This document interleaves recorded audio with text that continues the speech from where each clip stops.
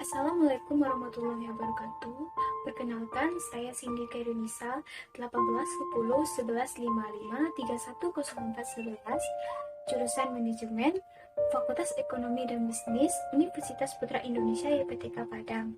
Nah, baiklah, di sini saya akan mencoba melengkapi tugas dari mata kuliah Sistem Informasi Manajemen, yaitu tentang e-commerce.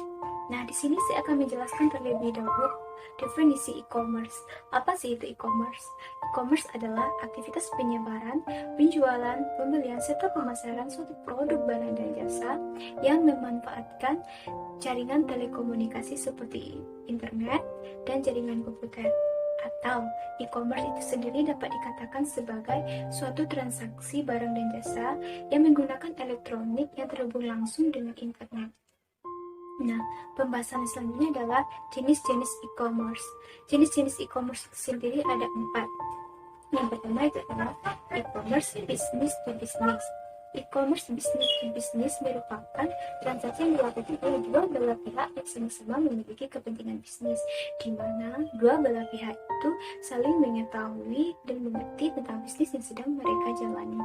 Contohnya, produsen dan supplier yang melakukan transaksi secara online untuk mengetahui kebutuhan barang hingga proses pembayaran. Nah, yang kedua itu adalah e-commerce business to consumer. Artinya di sini adalah dilakukan oleh pelaku bisnis ke konsumen.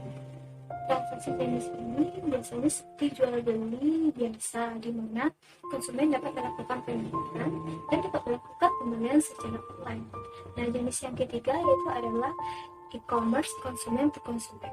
Artinya juga di sini adalah dilakukan oleh konsumen ke konsumen itu sendiri.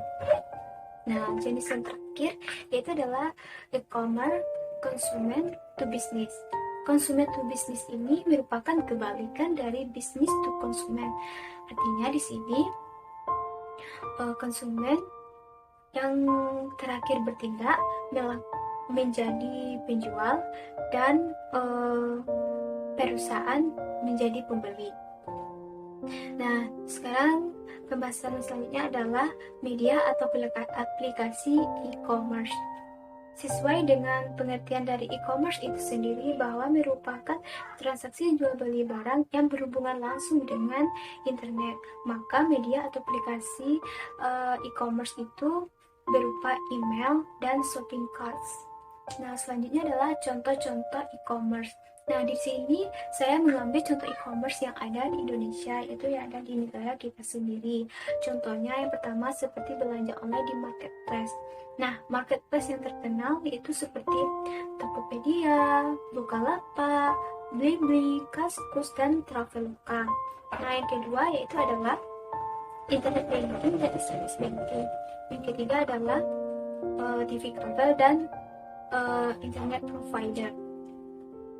Nah, selanjutnya pembahasan selanjutnya adalah komponen-komponen dari e-commerce. Komponen e-commerce itu ada 6. Yang pertama adalah produk. E-commerce mendukung beberapa penjualan jenis produk, mulai dari produk fisik maupun produk digital. Contoh produk digital yaitu berupa membership, musik, dan lain-lain.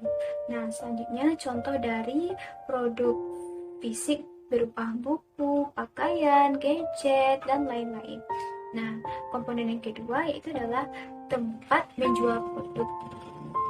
E-commerce dilakukan di internet, maka dibutuhkan domain dan hosting untuk membuat website sebagai media pemasaran.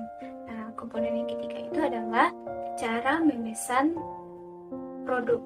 Nah, untuk cara memesan produk bisa melalui via email, telepon, SMS, dan chatting. Nah, yang keempat yaitu adalah metode pembayaran. Untuk metode pembayaran e-commerce ini biasanya dilakukan via transfer ATM, kredit, metode pengiriman. Untuk metode pengiriman bisa melalui JNE dan Pos Indonesia. Nah, yang terakhir yaitu adalah customer service. Nah, selanjutnya adalah manfaat dari e-commerce. manfaat dari e-commerce ini ada dua. Yang pertama itu adalah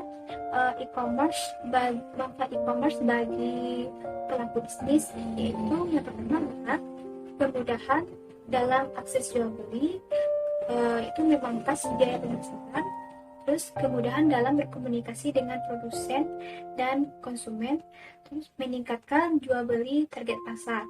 Nah, sedangkan manfaat e-commerce bagi konsumen adalah memudahkan konsumen untuk berbelanja lebih mudah selama 24 jam. Yang kedua itu konsumen untuk memilih produk-produk yang terbaik dengan harga yang sesuai. Nah, selanjutnya adalah dampak positif dan dampak negatif e-commerce. Dampak positif e-commerce adalah yang pertama, dapat meningkatkan rata-rata peningkatan, dapat mempersingkat waktu produksi, dan yang ketiga adalah dapat meningkatkan supplier manajemen. Sedangkan dampak negatif dari e-commerce adalah yang pertama adalah kemungkinan kehilangan data dan informasi rahasia yang mengakibatkan kerugian besar bagi korban. Yang kedua adalah kampanye negatif yang via internet yang dilakukan oleh kompetitor sehingga mengakibatkan akibat buruk bagi suatu perusahaan. Nah, sekian saya jelaskan untuk melengkapi tugas sistem informasi manajemen. Saya akhiri dengan Assalamualaikum warahmatullahi wabarakatuh.